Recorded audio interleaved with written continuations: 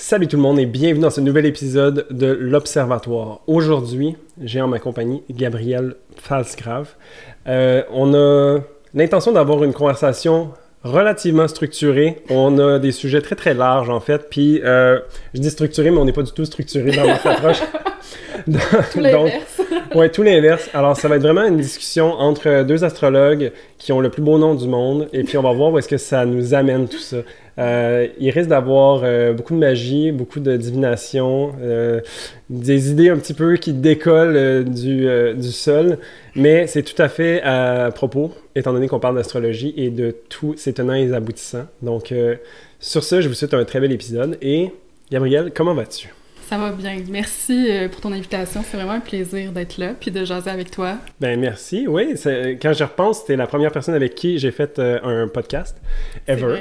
C'est vrai, c'était vraiment On avait fun. fait quelque chose de fun, mais de très différent du format qu'on a actuellement, où est-ce qu'on était beaucoup plus préparés. Très préparé, très structuré. On avait un plan, c'était complet. C'était très académique, même, Ouais. mais c'est très, très intéressant, enrichissant comme expérience.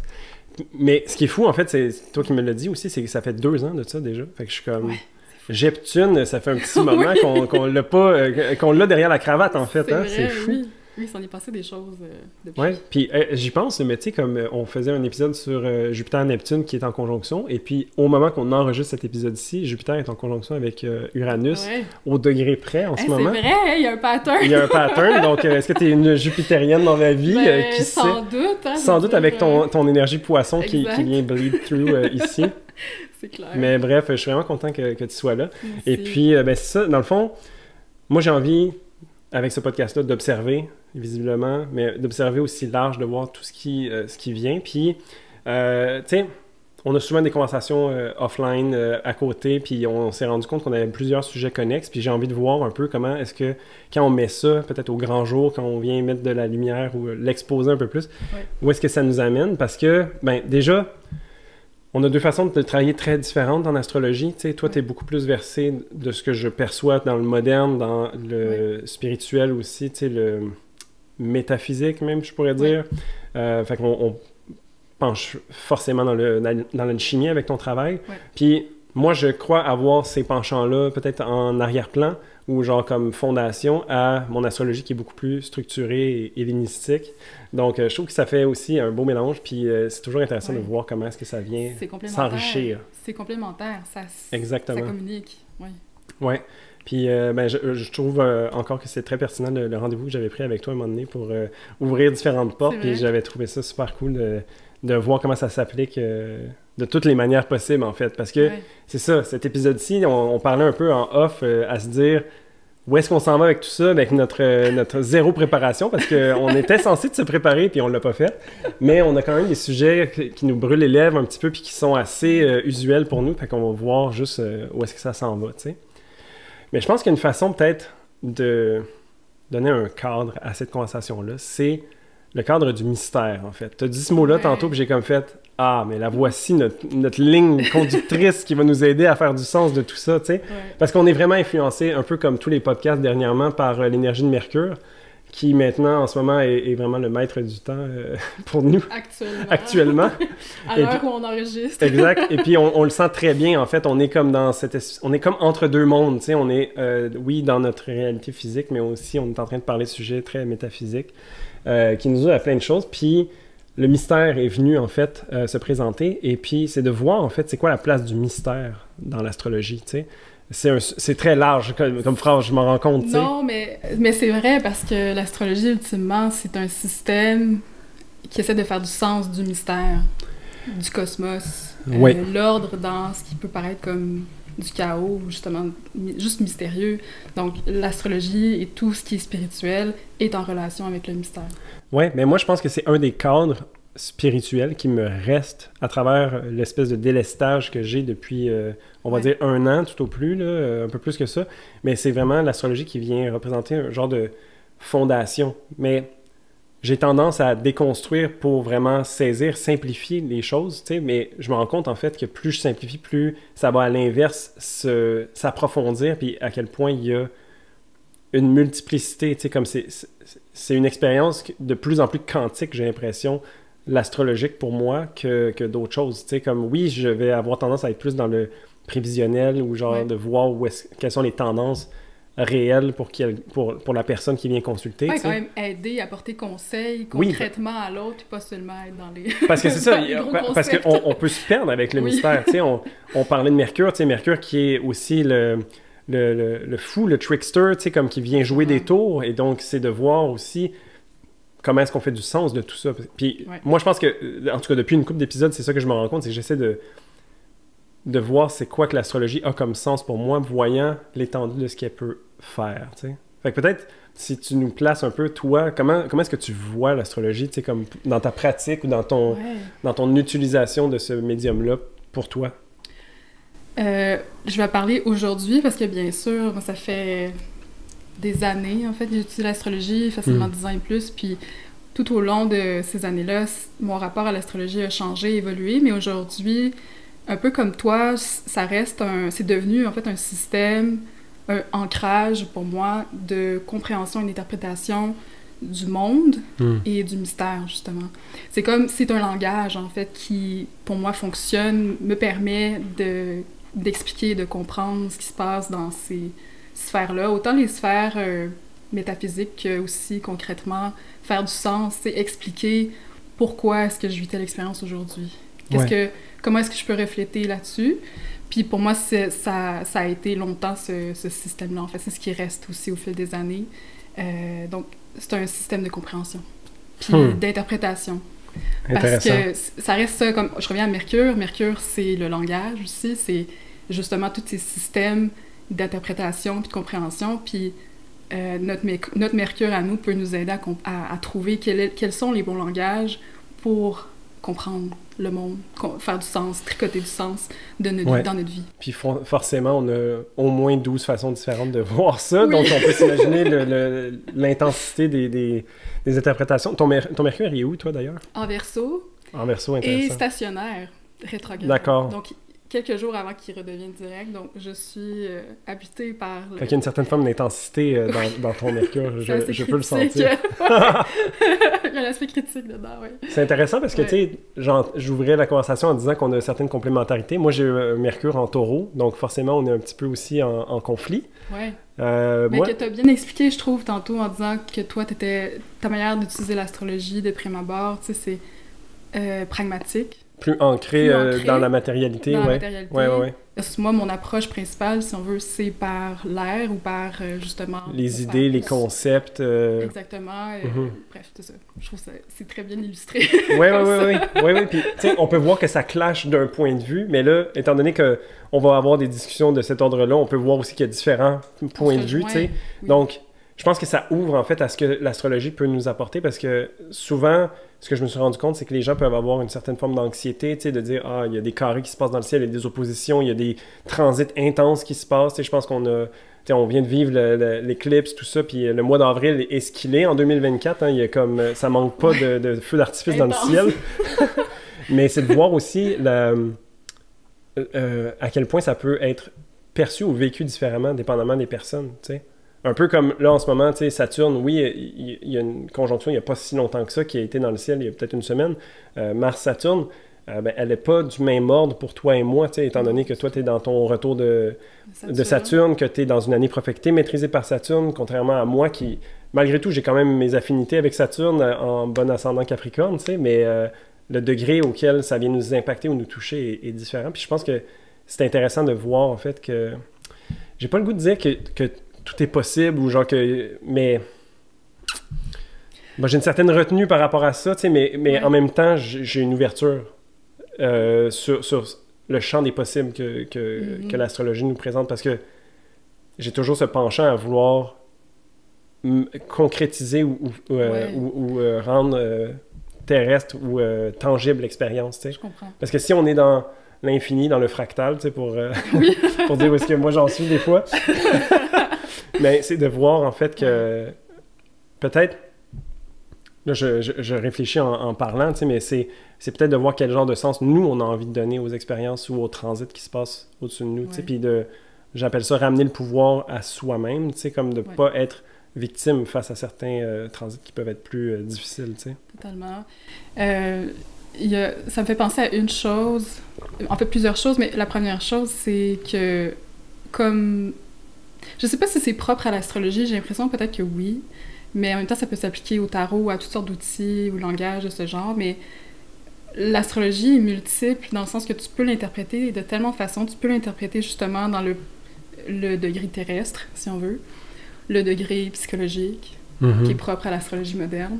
Tu peux l'interpréter dans le degré spirituel. Donc, il y a comme ces dimensions, ces différentes dimensions que tu peux visiter ou observer, en fait, interpréter l'astrologie selon ces différents angles-là. Puis j'aime le visualiser comme des strates ou des dimensions, en fait.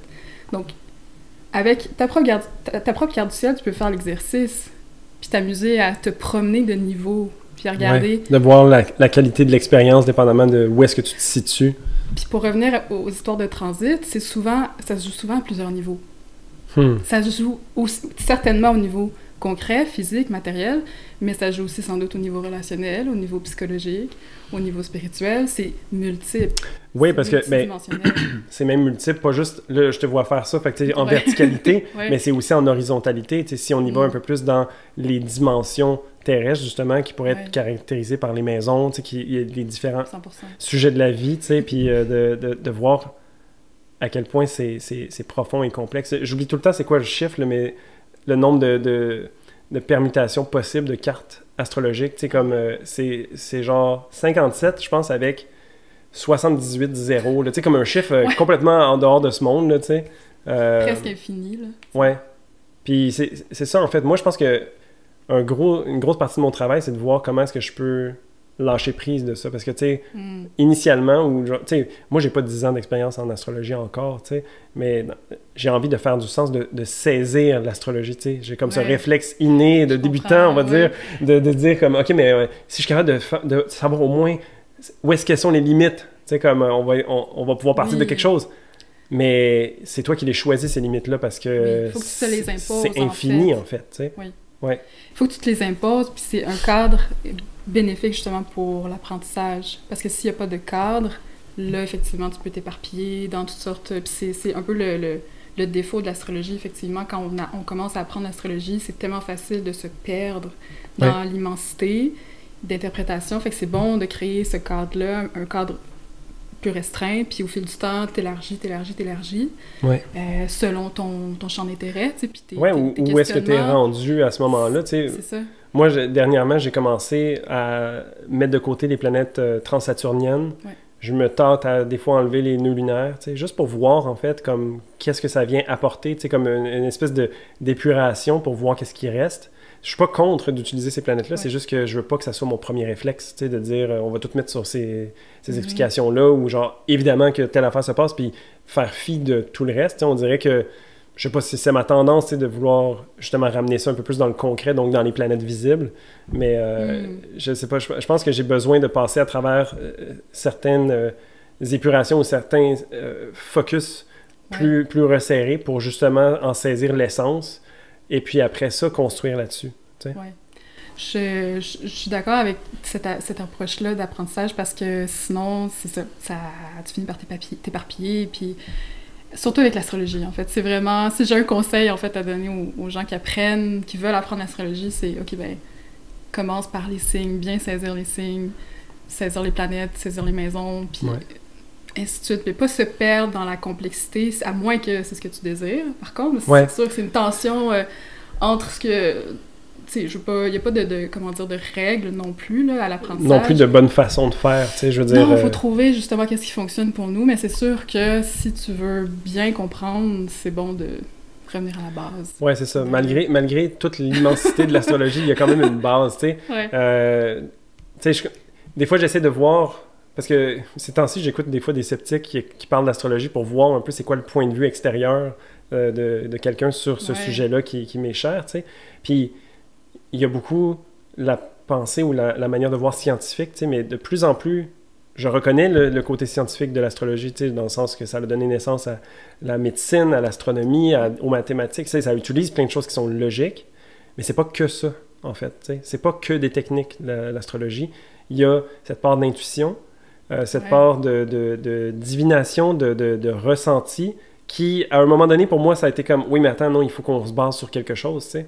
Fait que c'est cette tension, où, c'est clairement une opposition ici, là, tu sais, comme les deux vont dans le même sens, mais ils vont de manière complètement différente, tu sais. Puis je pense que je résumerais ça que, un peu comme d'autres pas méthodes, mais d'autres avenues, c'est plutôt un art, en fait. Ouais.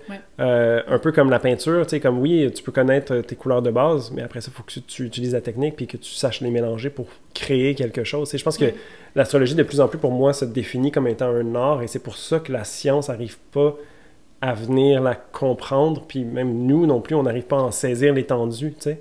Non, en effet, j'aime aussi parler de langage parce que, comme l'art, il y a une forme de liberté d'interprétation aussi. T'as la technique, t'as les outils, mais qu'est-ce que t'en fais après? Comment est-ce que tu traduis, dans le fond, ce que tu observes ou ce que tu utilises? Tu sais, pour moi, l'astrologie, là où pour moi, ce qui fait le pont entre l'aspect technique ou terrestre, objectif de l'astrologie, puis l'aspect magique ou mystérieux, c'est justement cette notion-là de langage. L'astrologie, pour moi, c'est le langage qui me permet de comprendre un peu plus le mystère, puis de tricoter du sens de mes expériences, puis de mes expériences comme mystique aussi. Alors, c'est ça, tu sais, l'astrologie, c'est un art, certainement, dans l'interprétation, puis c'est aussi un langage qui nous permet de communiquer avec nous-mêmes, avec le monde, avec les autres. C'est un pont, en fait. Oui, puis c'est très vivant, en fait, puisque là, j'allais dire, tu sais, comme, c'est basé sur de l'empirisme, c'est basé sur de l'observation, tu sais, mais en même temps, j'ai l'impression qu'il y a une importance plus grande que je m'imaginais peut-être dans ce qui est dit au moment T, à quelle personne, tu sais, dans le fond, il y a quelque chose de vivant ou de... tu sais, c'est un petit peu comme quand... tu cherches un message de l'univers, tu sais, puis ben, mon réflexe, mettons, moi, ça arrête de dire, ben, ouvre un livre, tu sais, comme va à la page au hasard, lis la première phrase que tu vois, puis c'est ça ton message, tu sais. En fait, donc, le sens vient pas nécessairement de l'astrologie en tant que telle, c'est plutôt de la manière qu'on a d'interagir avec elle ou d'être vivant avec elle, tu sais. 100%. Oui. Intéressant. Oui, parce que les planètes, tu sais, objectivement, les planètes dansent dans le ciel, sont en orbite, autour du Soleil, comme nous on l'est. Donc, ils sont dans leur danse, ils sont dans leur mouvement. Nous, on est dans notre mouvement aussi.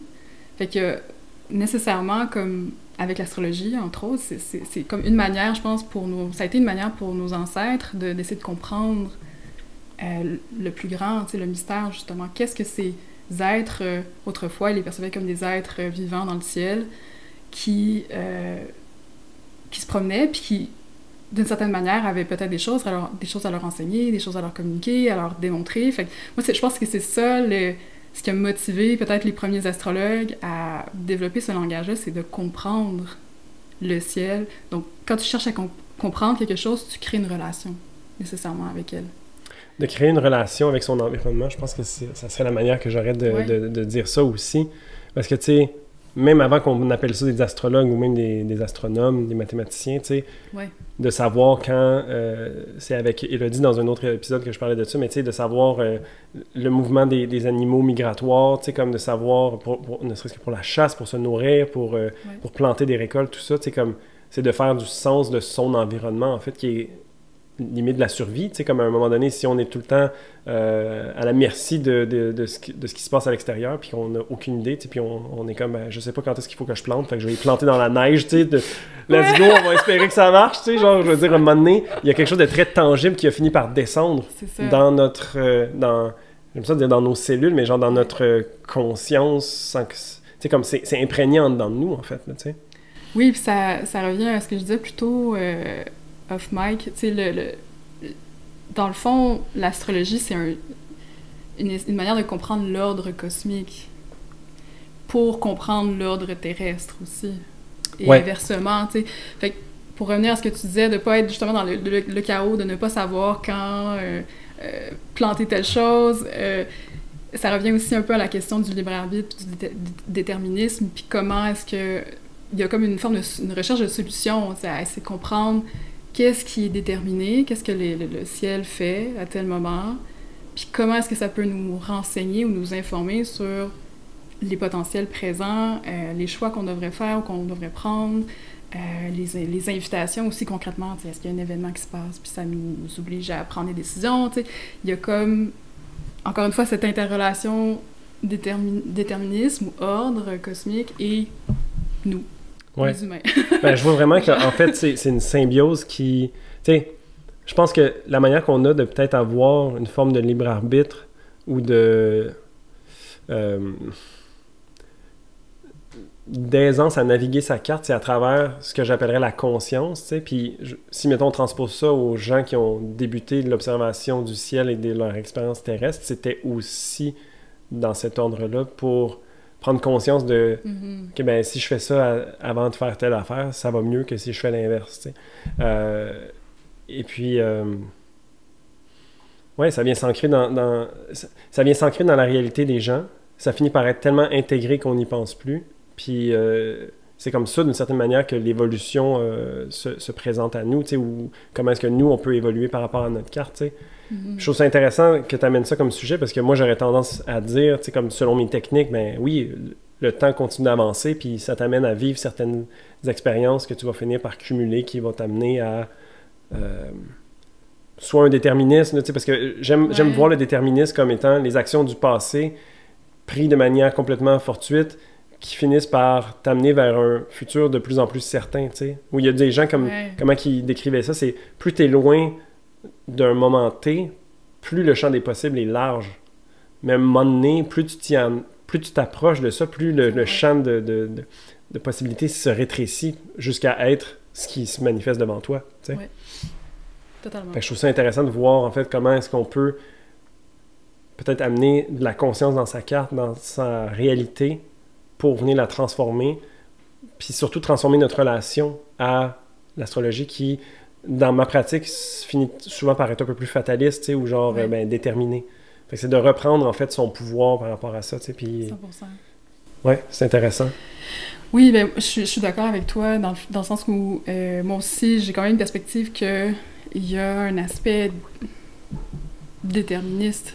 On n'est pas, selon moi, on n'est pas 100% libre, mais on n'est pas 100% contraint par ce qui se passe. C'est-à-dire que l'histoire n'est pas écrite au complet, mais j'ai la même vision que toi, que comme un peu un entonnoir, plus un potentiel est lointain, plus elle est un peu libre, elle n'est pas contrainte encore par, si on veut, la gravité, la matière. Non, mais c'est ça, elle n'est pas face à un choix de A ou B. C'est ça, c'est on a tout l'alphabet devant elle parce qu'elle n'est pas encore assez proche, dans le fond, de son objectif. D'arriver, ou arriver à maturité. Mais c'est là, effectivement, que, pour faire du pouce avec la dernière chose que tu as dit, c'est la magie, en fait, qui embarque dans nos réflexions par rapport à cette transformation, ce pouvoir face à la multiplicité de potentiels. T'allais-tu continuer sur quelque chose? Non, vas-y. OK, parce que ce que je trouve intéressant, c'est de voir, comme oui, la magie devient un acte conscient, d'une certaine manière, mais est-ce qu'il n'est pas inscrit dans la carte que cet acte magique allait arriver à ce moment-ci aussi, En effet. Puis là, ça pose la question, est-ce qu'effectivement le libre arbitre existe?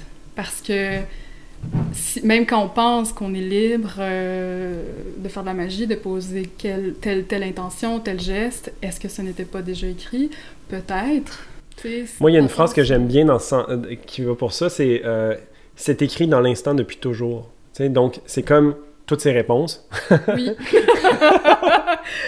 Si on croit à la non-linéarité du temps, effectivement, c'est... Ouais. Ben moi, j'abonde dans ce sens-là parce que je vois pas comment ça pourrait être autre chose que ça, ou du moins, comme ça me semble, avoir l'étendue du possible, plus je travaille en astrologie, moins je me dis que c'est qu'un seul chemin, En fait, c'est une symbiose avec l'univers, avec le cosmos, puis tu dis un ordre cosmique, mais je trouve ça drôle parce que cosmos, ça veut dire ordre, oui, en fait. C'est redondant. C'est un ordre. mais définitivement, on essaie de faire ça. Mais cet ordre-là, justement, n'est pas un ordre... comment dire? C'est pas un ordre linéaire. C'est pas... Je pense que c'est un ordre qui est difficile à saisir, justement, qui est mystérieux, qui a plusieurs niveaux, visuellement, on peut essayer de se le représenter de plein de manières. C'est un exercice le fun, je trouve. Moi, j'aime beaucoup réfléchir à essayer de... C'est un petit peu comme essayer de s'imaginer un Tesseract dans la 3D, ce qui est complètement impossible, tu sais. Ouais, c'est ça. Ouais, OK. Donc, dans le fond, d'essayer de voir la 4e dimension qui englobe toutes les dimensions 3D possibles. Dans la 3D, c'est pas un exercice c'est pas quelque chose qu'on peut accomplir, d'une certaine manière. Non, on peut méditer là-dessus, par contre. C'est vraiment intéressant, mais c'est ça. Puis c'est là que ça... En fait, dans cette idée ou ce concept, cette conceptualisation, qu'on peut voir que même une petite action, aussi petite soit-elle, une simple intention, un simple geste, peut évoluer puis devenir... porter fruit, apporter un résultat très tangible, très concret, plus immense qu'on le pensait. Ouais. C'est là que c'est difficile à dire. C'est le mystère. En fait, est-ce qu'il y a besoin de dire qu'est-ce que c'est? Je sais pas. Rendu là, parce que... Non, en effet, on n'est pas obligé de savoir. Ça dépasse l'entendement, d'une certaine façon. Ouais. Puis, j'allais dire, peut-être que le libre arbitre, en fait, c'est comme... Prenant pour acquis que ta carte du ciel te suit pas mal toute ta vie. Ben, en fait, oui. T'en as juste une dans la vie, tu sais. Mais... il y a du bon, il y a du moins bon dans chaque carte, il y a des défis, des opportunités, mais peut-être que le libre arbitre nous amène à poser des choix conscients sur qu'est-ce qu'on a envie de laisser comme barrière ou comme règle qui détermine la vie qui est décrite dans la carte. Donc peut-être qu'à un moment donné, c'est un petit peu comme le triangle de Karpman, où est-ce qu'on est victime, bourreau, sauveur, mais à un moment donné, on peut en sortir, en fait. C'est pas une prison. C'est une manière d'expliquer les choses, mais si tu te permets de voir que tu es autant un que les deux autres, dans chaque situation de ta vie, forcément, ce triangle-là vient s'effriter, puis ça t'amène à un autre niveau de conscience, qui t'amène à peut-être voir avec plus de perspective certaines choses, et donc forcément de faire des choix différents. Donc, la carte reste toujours la même, mais peut-être que le degré ou le niveau d'interaction qu'on a avec elle, ou le niveau de blocage ou de restriction qu'on laisse vient changer. Et c'est là que l'acte magique vient peut-être permettre la transformation, la transmutation. Exact. C'est effectivement... Je pense que pour moi, je vois la magie comme un acte de passage, justement, ou comme un... J'aime beaucoup voir le temps, puis on le voit aussi concrètement avec l'astrologie, le temps est une spirale. Oui. Puis on peut le voir, une spirale qui bouge dans le temps, soit à l'horizontale, à la verticale, comme tu veux. Puis la magie permet... je trouve l'acte magique, si on veut, pourrait se trouver à la jonction entre comme la fin de la dernière spirale et le début de la prochaine, si on veut, dans le mouvement. Puis, donc il n'y a jamais de fin ni de commencement, non, en fait. En fait, la fin et le début sont tout le temps ensemble. C'est pas mal tout le temps ensemble, oui. Puis la magie, pour moi, se trouve dans cet espace-là liminaire où est-ce que tu fais un choix, tu poses une action avec une intention très consciente et précise pour passer dans ce nouveau cycle ou cette nouvelle étape. C'est pour ça que quand on commence un cycle, c'est bien connu en magie qu'au commencement, quand il y a une nouvelle lune, par exemple, c'est la conjonction du soleil et de la lune. Mm-hmm. Quand on vit un retour planétaire, c'est un moment fort puissant en termes de magie, parce que tu peux émettre plein d'intentions très simplement, par écrit, par exemple, puis c'est ça qui marque le début et la fin et le début d'un nouveau cycle. Ouais.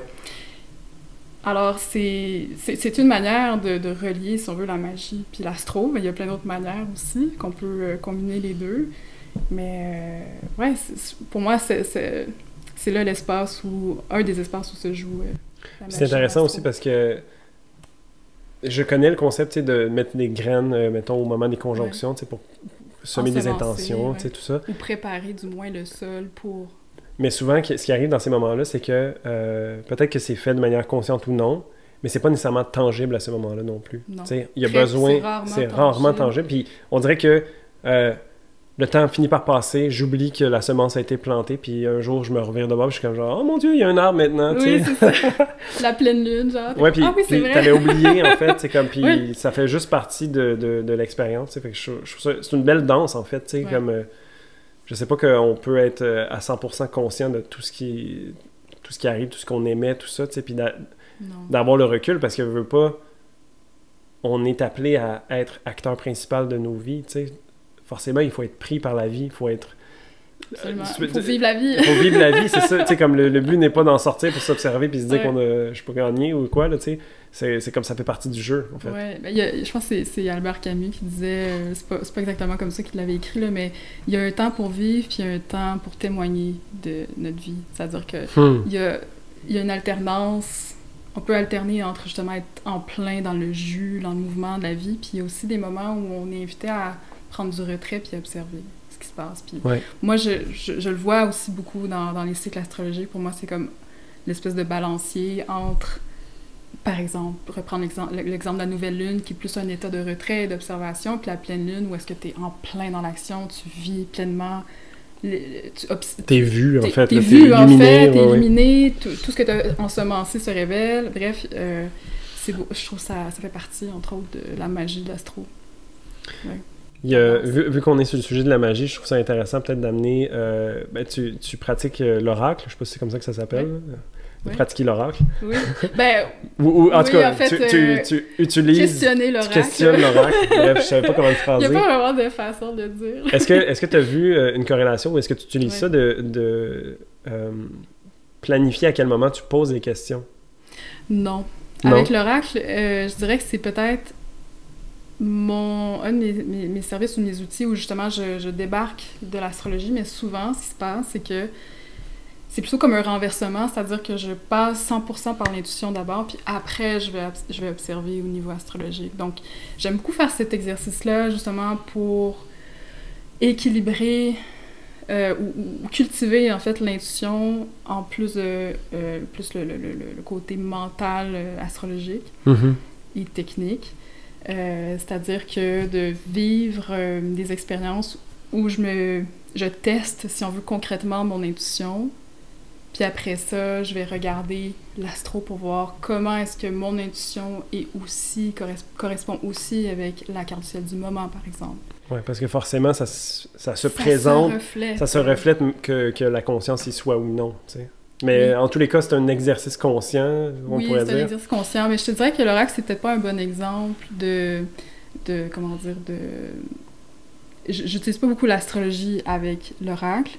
Par contre, ce que j'aime faire en termes magiques et intuitifs, c'est un exercice que je fais souvent, c'est que je vais déambuler dans mon quartier, juste me promener, puis rencontrer, observer, en fait, si je vois pas des objets, des symboles qui me marquent dans ma marche, ou des textes, des mots. Puis sur le moment, je vais regarder qu'est-ce qui se passe, c'est quoi la carte du moment, en fait. Puis 99% du temps, c'est tellement révélateur. Je vais voir, par exemple, une planète X conjoint au milieu du ciel à ce moment-là, puis c'est difficile de... C'est un gros clin d'œil de l'univers. C'est tellement littéral, c'est ça, puis je suis comme « Ah, bonjour, tu sais, telle planète. » Je pense que je te l'avais texté au moment que ça m'était arrivé, là, mais je déambulais justement dans les rues, puis, tu sais, comme vraiment le plus random possible, je me promène devant une maison et il y a une statue de Neptune. Ouais. Genre le dieu Neptune avec genre les queues de poisson à côté, tout le kit. C'est comme genre, il y a le trident, tout le kit. Ouais. Là, je suis comme, attends, ça se peut pas. Tu sais, comme je suis en plein milieu genre de Villeray, là, puis là, il y a Neptune qui est devant moi, là. Puis il était sur le milieu du ciel. Exactement. Tu sais, fait que là, j'étais comme, aïe, aïe, aïe. Tu sais, comme, c'est quoi les chances de tomber sur une statue genre de Neptune dans Villeray? Qui est un quartier de Montréal. Très souvent, j'ai remarqué que c'est lorsqu'il y a une planète conjointe au milieu du ciel qu'il y a une apparition de ce genre. Oui, mais c'est là qu'on est vu, en fait, c'est la culmination. Qu'on est au plus haut, là, tu sais, dans le ciel, fait que, ouais. Donc, tu vois, ça, c'est un exemple concret pour moi de tester l'astrologie, tester cet outil-là, puis tester aussi l'intuition, puis le rapport, en fait, c'est le rapport entre le mystère puis cet outil-là, ce langage-là. Je te pose une question un peu piège. Oui, vas-y. Mais genre, pourquoi tu as besoin de tester l'astrologie? Est-ce que tu Parce que j'aime ça. En fait. Ok, c'est comme c'est un jeu. C'est un jeu pour moi. C'est un jeu. C'est une manière de jouer avec ce langage-là. Pas que j'ai besoin de me prouver que ça fonctionne. J'ai eu assez de preuves pour moi, en tout cas. Ouais. Fait que c'est plus pour le plaisir, pour le fait de jouer, pour justement entrer en dialogue plus concret. Avec ce langage-là mystérieux. Un peu comme genre I see you. Oui, c'est ça, exactement. Faire des clins d'œil, communiquer avec Ouais, ce monde-là, le monde des archétypes. Je pense que c'est la phrase de Nietzsche qui dit quand tu observes l'abysse t'observe aussi. Donc, c'est un petit peu cette manière. Oui, c'est moins glauque. Ouais, c'est ça. C'est moins. Ben, quoi que, je sais pas. Ça dépend. Mais non, je trouve. Si t'as peur de l'abysse ou non. Non, je sais pas que je qualifierais l'astrologie d'abysse, tu sais, mais quoique, quand on plonge dans les études de tout ça, ça peut sembler être un puits sans fond. Ouais. Mais oui, c'est comme des clins d'œil. C'est ma manière de converser, si on veut plus concrètement. Puis, tu sais, mettons, parce que je sais que je veux aller vers là éventuellement, mais j'ai commencé à définir d'une certaine façon comment que je perçois chacun des niveaux d'astrologie que j'utilise, tu sais. Fait que, mettons, je te dirais, la carte natale, je l'appellerais comme un temps immortel, tu sais, dans le sens qu'il y a un début, mais il n'y a pas de fin. Ensuite, si on utilise des techniques comme les profections ou peut-être les progressions secondaires, on pourrait les mettre là-dedans aussi. C'est comme un temps un peu plus symbolique, tu sais, qui est vécu à l'intérieur, qui a peut-être plus de sens quand on vient justement l'intérioriser en conscience, tu sais. Ensuite, tu as les révolutions solaires, les transits qui sont plus du temps réel, donc tangible. Réel, je dis, dans la réalité de la personne, pas nécessairement comme... Objectif, ça veut dire que ça... pas objectif, dans le subjectif de la personne qui convoite le réel. Ah, ok. Parce que je suis plus je suis plus dans la pensée que genre ta réalité est pas ma réalité, même si on est les deux chez nous en ce moment. Je comprends. Puis même avec Pharaon, on allait jusqu'à dire que, mettons, la relation qu'on a à la lune noire, ou plutôt à la croix de la lune noire, vient nous amener en dehors du temps, parce qu'on est dans le mythe fondateur. Tu sais, on est plutôt dans... c'est justement l'origine en dehors du temps depuis toujours, dans l'éternel, tu sais, d'une certaine façon. Puis quand j'avais eu une consultation avec elle, c'était un peu le feeling que j'avais. J'étais comme genre, oh my god, comme, qu'est-ce qu'on vient de toucher là, tu sais. Puis tout ça pour dire que je ramène ça vers l'alchimie un petit peu, tu sais. Puis un de mes guides ou mentors en alchimie, tu sais, c'est Patrick Brunstenas. Puis il parle souvent d'effets sans cause ou d'être hors du temps, tu sais, dans le sens que quand on travaille avec des énergies, qu'elles soient élémentaires, qu'elles soient qu'est-ce que je pourrais dire d'autre, tu sais, élémentaires ou genre les esprits, de la forêt, les planètes, n'importe quoi, quelque chose qui est un peu plus abstrait, tu sais, de notre réalité ordinaire. Quand on bidouille dans la réalité non ordinaire, bref, c'est comme si on sortait du temps, en fait, tu sais. Puis dans son livre, quand il parle du moment qu'il a ingéré la pierre philosophale, tu sais, comme quoi il aurait disparu pendant environ 3 semaines, tu sais, puis pour lui, ça a comme été un instant, tu sais. Fait que je peux vraiment voir, en fait, tu sais, puis là, je sais pas qu'est-ce que je crois nécessairement à tout ça, je suis plutôt fasciné par cette possibilité-là. Du moins, c'est une belle histoire, en fait. C'est une très belle histoire, puis tu sais, je suis comme, j'ai envie de plus en plus d'ouvrir mon champ des possibles, puis de voir, en fait, l'étendue des perspectives et des choses qui sont à la portée de l'expérience humaine, tu sais. Puis je pense que c'est peut-être là que, pour moi, la magie se trouve, quand on est sur le point de changement entre un chapitre et le suivant, tu sais. Une dimension et une autre. Une dimension et une autre, c'est vraiment un moment qui est, je dirais, en dehors du temps, tu sais, où est-ce que les changements ou les choses qui vont se mettre en place dans cet espace viennent avoir une répercussion depuis toujours. Tu sais, je ramène à ce que je disais depuis toujours, mais que tu as fait à un moment T, tu sais. Fait que c'est un petit peu comme le travail que tu pourrais faire sur ton enfant intérieur ou de revisiter des blessures du passé pour t'amener la compassion que tu as maintenant que tu as 20 ans d'expérience par rapport au moment où est-ce que tu as vécu un traumatisme ou quelque chose, tu sais. Donc, forcément, je pense que c'est là que l'alchimie pourrait venir entrer en ligne de compte, tu sais, le quantique même, où est-ce qu'on on sort du temps, on sort des méandres de la vie, tu sais, de ce qui est ordonné, mais qui des rouages un peu de la vie, tu sais, pour venir sortir la tête de tout ça, voir un peu en arrière de la matrice, tu sais. C'est vraiment intéressant parce que, tu sais, on a parlé du temps, si on veut, des cycles, donc de l'astrologie, on a parlé de la magie, de l'alchimie. C'est comme ces 3 langages, disciplines forment un triangle, puis c'est les 3 disciplines, si on veut, que historiquement, soi-disant, Hermès Trismégiste enseignait. Ouais. Okay? Je trouve ça intéressant parce qu'il me manquait le penchant magie. J'avais astrologie et alchimie, puis j'étais comme, oui, c'est des bases magie, solides. Mais en fait, pour être encore plus exact, il me semble que c'est théurgie qu'il utilisait. Ah, ok, le terme ok. théurgie, Ouais. ce qui en fait veut dire simplement magie avec les bons esprits. Oui. Mais c'est de la magie. C'est juste que, bref, il y a comme des qualités particulières. Oui, ben quand j'avais déjà fait une recherche, là, quand tu vas définir c'est quoi le type de magie, il y a quand même beaucoup de déclinaisons. Tu sais, genre, justement, Patrick Burinsonas, il appelle ça plus magiste que magicien. Tu sais, fait que il y a sorcier, sorcière, il y a différents... Il y a beaucoup de terminologie, en fait. C'est ça, ben c'est comme parler d'astrologie puis se mettre à parler des différentes branches de l'astrologie. Ouais. C'est la même chose, mais si on vient à l'essentiel, ça reste que c'est quand même tout de la magie. C'est Ouais. toutes des voies magiques, une manière de pratiquer la magie. Je pense que c'est pareil pour l'alchimie, parce que il y a, même dans l'alchimie, il y a plusieurs voies d'opération Tout à fait. de l'alchimie. Tu sais, concrètement, la voie minérale, la voie végétale, puis la voie royale, mais je suis certaine, en fait, qu'il y a plus que ces trois voies-là. Je pense qu'il y a une voie par personne qui pratique l'alchimie, si on peut dire. C'est ça, puis... Mais bref, tout ça pour revenir à l'alchimie, ce que je voulais dire aussi, c'est que... C'est ça, donc t'as le temps, t'as la magie qu'on pourrait associer à l'intention ou l'acte, puis pour moi, l'alchimie, c'est un peu comme... C'est le processus. C'est le côté du processus qui est combiné avec le temps puis l'action, ou l'intention. Pourquoi processus? Parce que, de ce que je comprends de l'alchimie, c'est toutes les grandes traditions ésotériques, mystiques, ont finalement leur interprétation, leur système alchimique, qui est un processus qui mène à l'illumination et plus, et le après. Ouais, dans le fond, c'est pas, on va pas réduire ça nécessairement du plomb en or, ça peut être d'un état d'inconscience à la conscience. Dans le fond, on pourrait réduire l'alchimie à la unité aussi. À la transmutation.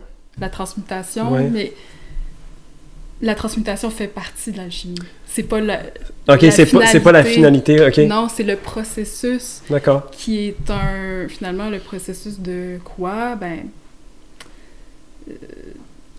De quoi? Le mystère? Je sais pas, c'est ça, c'est là, c'est le processus de quoi? Bonne question. Moi, je pense que c'est le processus spirituel, en fait. Quand on parle de spiritualité, on parle nécessairement du processus alchimique sans le dire ouvertement.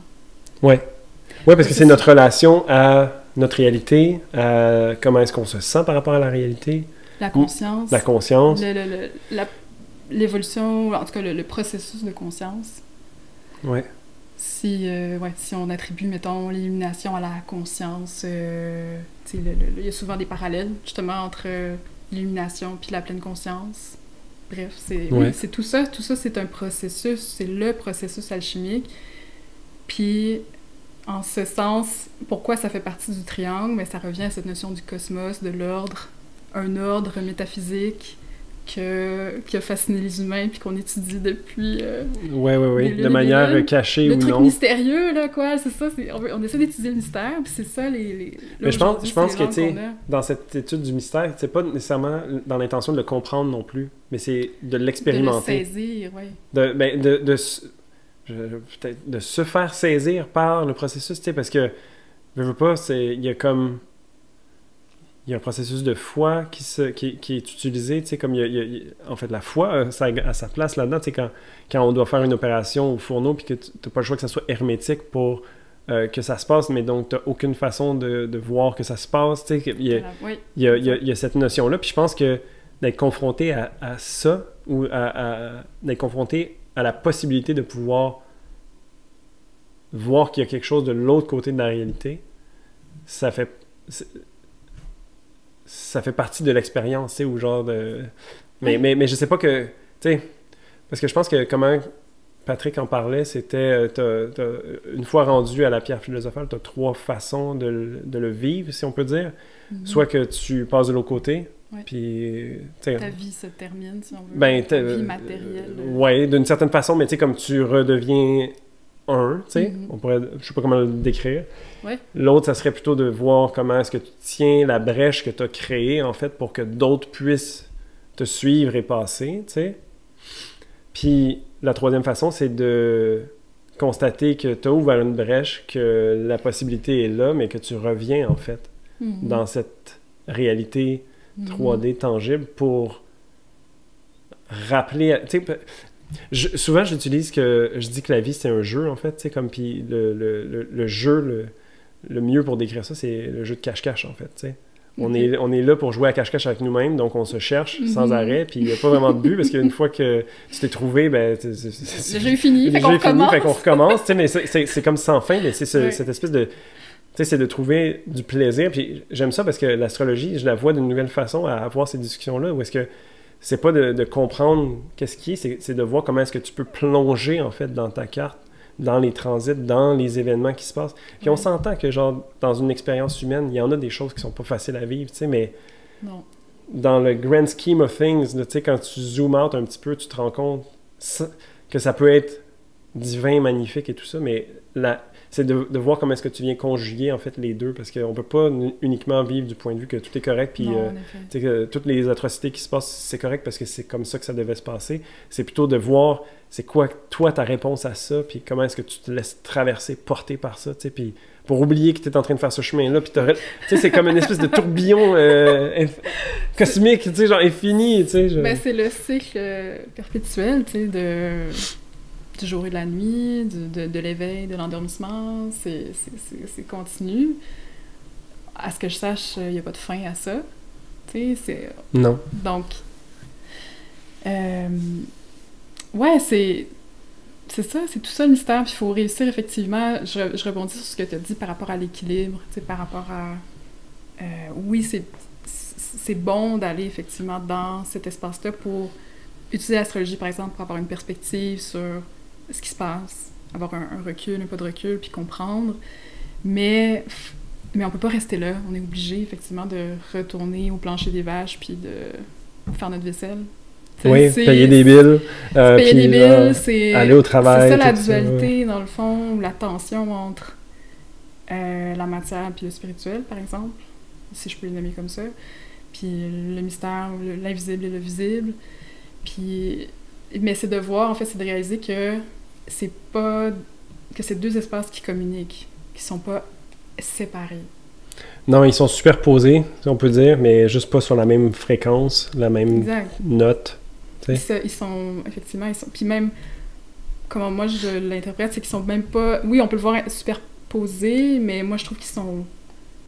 Ben, superposés dans le sens comme des ondes radio, tu sais, qui sont... Ben, j'essaie, mais je peux pas mettre l'une dans l'autre. Mais je comprends ce que tu veux dire. Comment dire, entremêlés, entre... oui, ils sont superposés comme... C'est ça, oui. Tu sais, ce son-là. Oui, OK. Ploup! J'adore, excellent. C'est intéressant parce que, tu sais, quand je bidouille là-dedans, puis ça fait un petit bout de temps que je m'étais pas mis à penser, puis à genre me remettre à réfléchir à ça, puis tout. Tu sais, des fois, je me questionne, genre, ben, en fait, à quoi ça sert, tu sais, comme moi, en ce moment, surtout avec ma réalité de parent, tu sais, je veux pas, ma pratique spirituelle c'est morphé d'une certaine façon où est-ce que c'est autre chose maintenant, mais comme je te disais tantôt, on dirait encore plus fort que ça a jamais été parce que je suis à fond dedans, puis je suis pas en train de me demander si je suis en train de vivre un œuvre au noir, en train de changer des couches. Sûrement. Sûrement. La symbolique est là. Oui, j'ai fait exprès. Mais... Non, c'est ça, t'es dans le présent. Mais c'est ça. Dans ouais, t'es à fond dans le présent. Oui. Puis ce que je trouve cool, c'est souvent une idée que j'ai eue, mais que j'ai pas réussi à bien exprimer. Je vais voir si je suis capable là, mais c'est que le présent, en fait, c'est pas genre une ligne qui vient tracer. Tu sais, mettons qu'on s'imagine que le temps est un fil qui coule, tu sais, une rivière, puis que le présent, c'est genre la feuille qui vient être ce qui représente cette parcelle-là. Ouais. J'ai l'impression que si on se permet d'aller dans ce présent-là, en fait, c'est plutôt une expansion. Donc, au lieu d'être un moment T dans le temps et on est au présent, c'est plutôt quand tu rentres dans le présent, tu es le temps. Mm-hmm. Ça fait-tu du sens? Oui. C'est comme au lieu d'être segmenté, c'est plutôt comme rentrer dans... J'avais vu un moment donné un documentaire sur l'infini, puis je trouvais ça super intéressant comment, quand tu réfléchis à l'infini, tu peux aller au plus gros des plus gros, mais quand tu es rendu à un point tel que ça devient le plus petit des plus petits, puis Puis l'un dans l'autre. L'un dans l'autre, etc. C'est super intéressant. Mais je pense que c'est ça, en fait, tu sais, c'est... Ça me fait penser... En fait, c'est que être présent, la présence, comme tu l'as décrit, c'est une porte pour accéder, effectivement. C'est une des portes pour accéder à l'invisible, puis à l'éternel, à l'expansif, tout ça. Tu sais, ce que tu décris, ça me fait penser à tellement d'expériences de méditation que j'ai eues, puis une retraite d'ermitage aussi, comme où volontairement, je me suis mis dans un état de vide, où est-ce que j'ai vraiment ressenti ce que tu décris.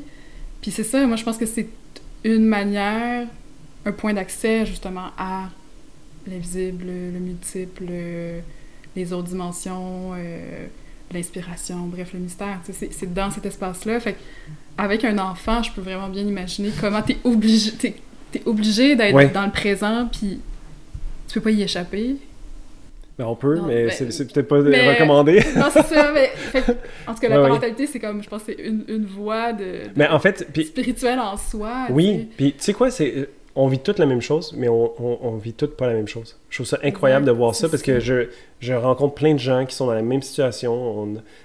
C'est tous des trucs qui marchent chez un, qui marchent pas chez l'autre. C'est tellement d'expériences parallèles, mais qui utilisent toutes le même cadre. Puis honnêtement, là, je suis impressionné à quel point ça me fait cheminer d'être devenu papa. Genre, c'est vraiment impressionnant. Puis, tu sais, on parle du mystère et tout, je trouve qu'une façon peut-être de l'expliquer, surtout dans la manière que tu avais de nommer les 3 points du triangle alchimie, astrologie, magie, tu sais, c'est à travers l'arbre de vie dans la Kabbale, tu sais. On peut s'imaginer que, comment tu avais dit ça, le temps, ça serait chacune des sphères, en fait, de l'arbre de vie, qui représente aussi différentes dimensions. Là, je ne veux pas nécessairement aller dans l'explication de c'est quoi qui est quoi, mais tout se parle, là, tu sais. Le mouvement, en fait, donc l'acte magique, serait les liens entre ces différentes sphères-là, tu sais. Puis le processus que tu décrivais comme l'alchimie, parce que l'alchimie, forcément, peut-être pas forcément, mais souvent, on va tomber un peu dans cette explication-là, parce que je pense que c'est une des meilleures pour essayer de faire du sens de ce mystère, mais c'est de voir comment est-ce qu'on passe de la sphère numéro 1 jusqu'à la 10 pour remonter jusqu'à la 1, tu sais. Puis il n'y a pas nécessairement de but non plus là-dedans, tu sais. C'est pas de dire comme « Ah, moi, je suis rendu à tel niveau de spiritualité ou de conscience. » Tu sais, parce qu'en fait, c'était un choix conscient que de descendre dans cette réalité humaine pour évoluer, vivre les expériences et ensuite remonter, mais après, c'est de voir comme...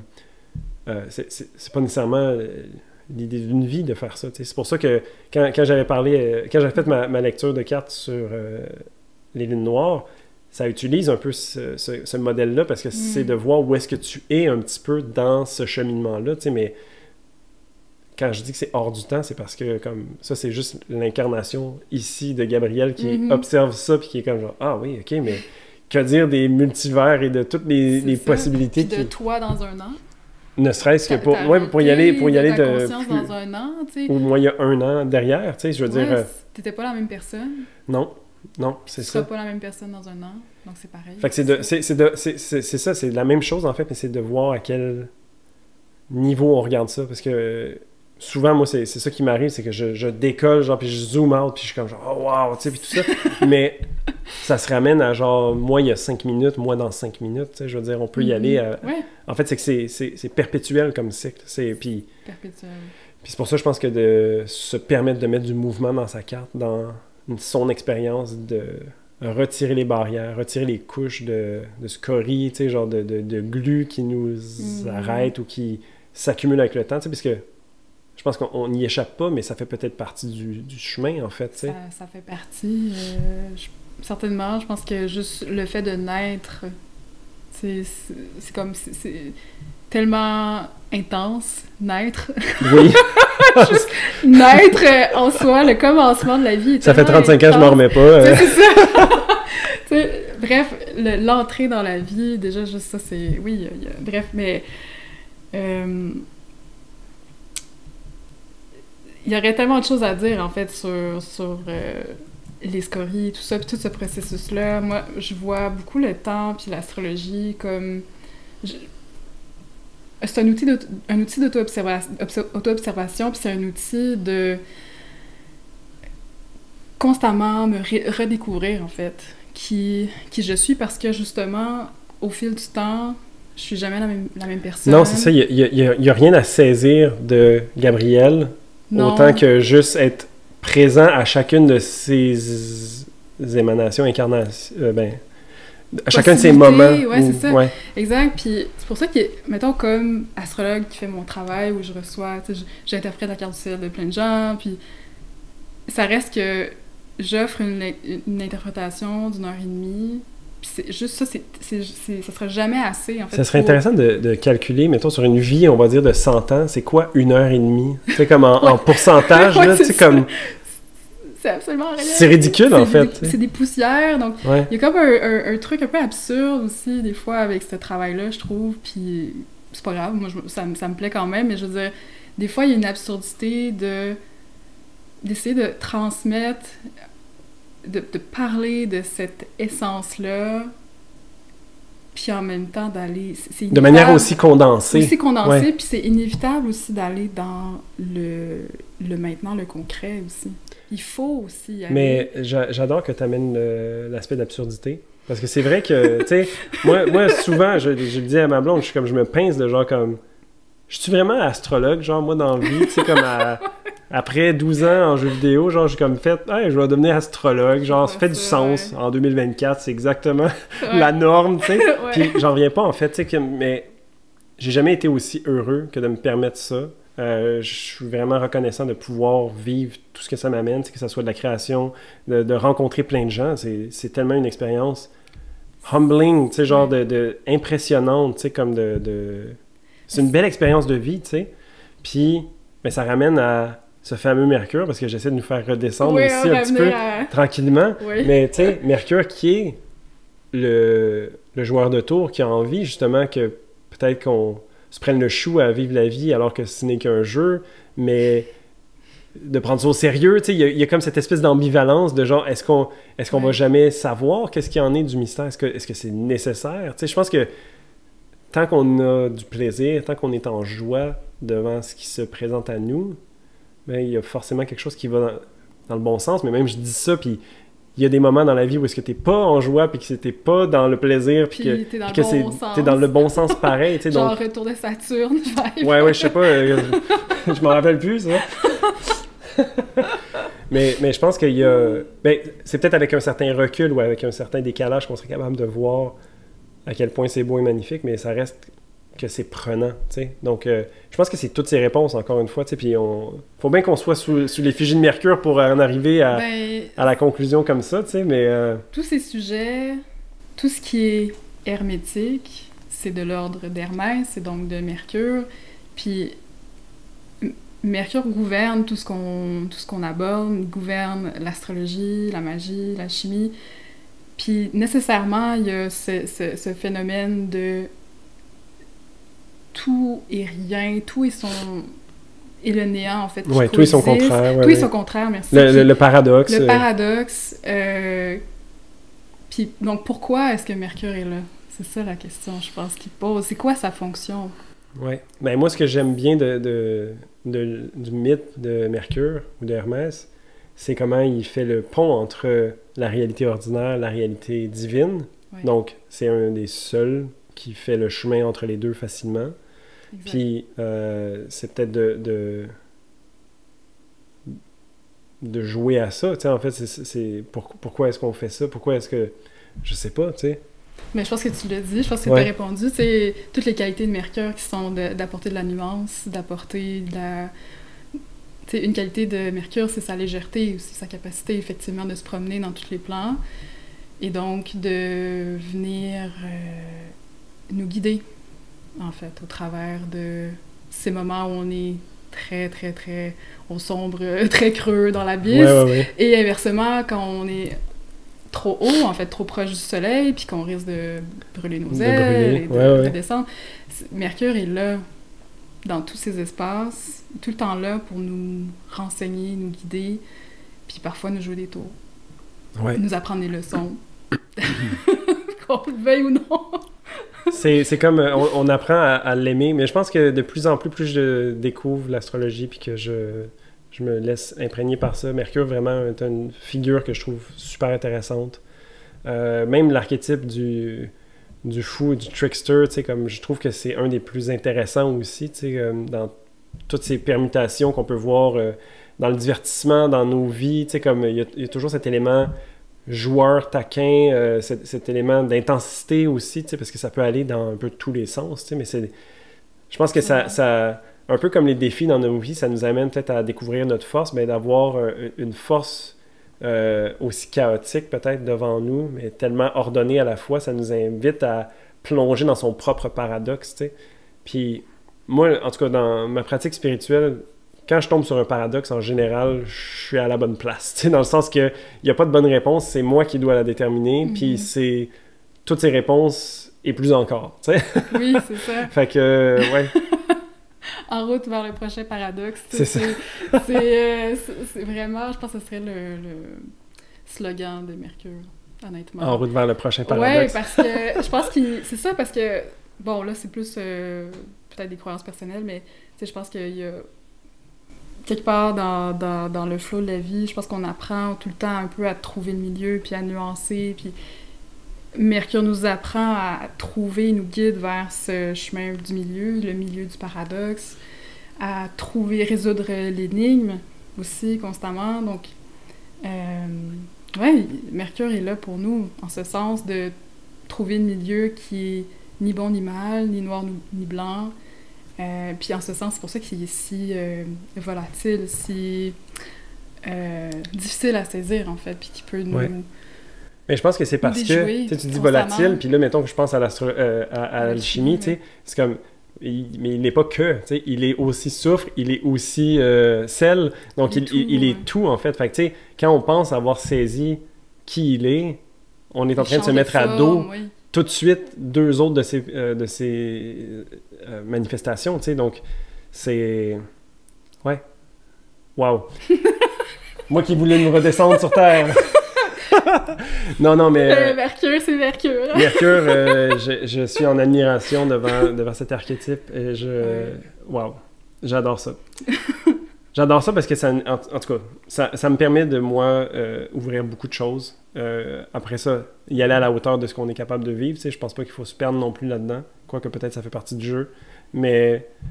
Merci à Mercure de nous guider à travers tout ça. Puis, quelle expérience quand même quand on se permet de regarder ça. Tu sais, je sais que tout le monde vit 1 million de choses, puis que si on regarde à l'extérieur comme à l'intérieur, c'est infini.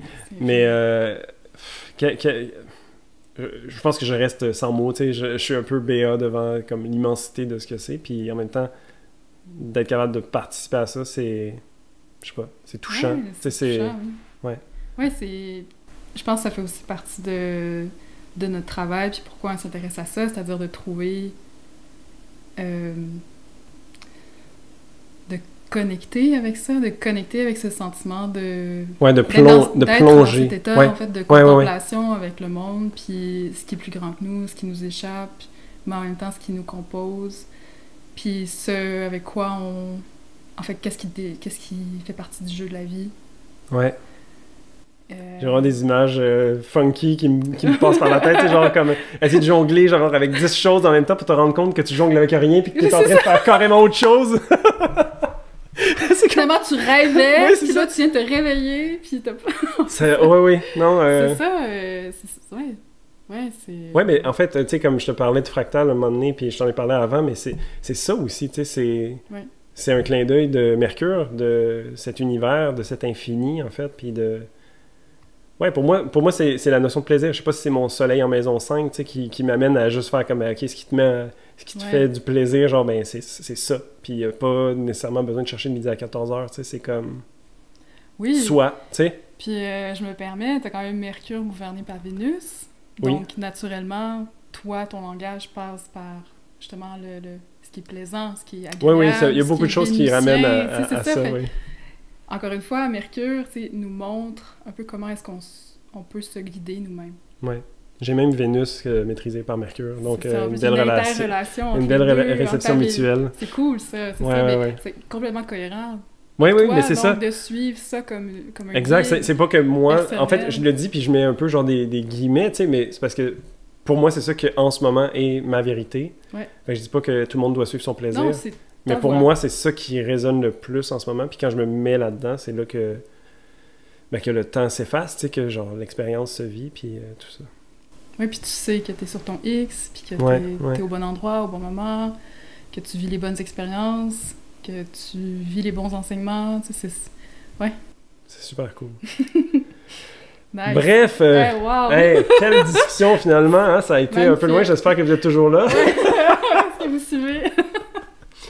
Mais merci beaucoup de ton passage dans l'Observatoire, c'était vraiment intéressant. Je savais que ça allait être intéressant, mais tu sais, Ouais, c'était sûr. là, je confirme. Fait que, peut-être, est-ce que tu as envie de plugger un petit peu comment est-ce qu'on peut te rejoindre si on a envie de travailler avec toi? Ouais, dans le fond, soit via Instagram ou mon site, Gabrielle Pfalzgraf. Ouais, je vais mettre ça parce que son nom est pas facile à écrire. Ouais, dans la description. Dans la description, ça va être tout écrit. Soit sur Instagram, soit sur mon site. J'offre des consultations, toutes sortes de guidances et des produits magiques aussi. Donc, vous pouvez découvrir ça sur mon site. Nice. Ouais. Fait que t'es vraiment sur les 3 pointes du triangle. Je m'inspire beaucoup de cette dynamique-là. C'est une super belle dynamique que tu me mets en lumière. Fait que, super. Donc, merci beaucoup. Merci d'avoir ouvert cette porte infinie sur l'astrologie. Puis, on se revoit dans un prochain épisode.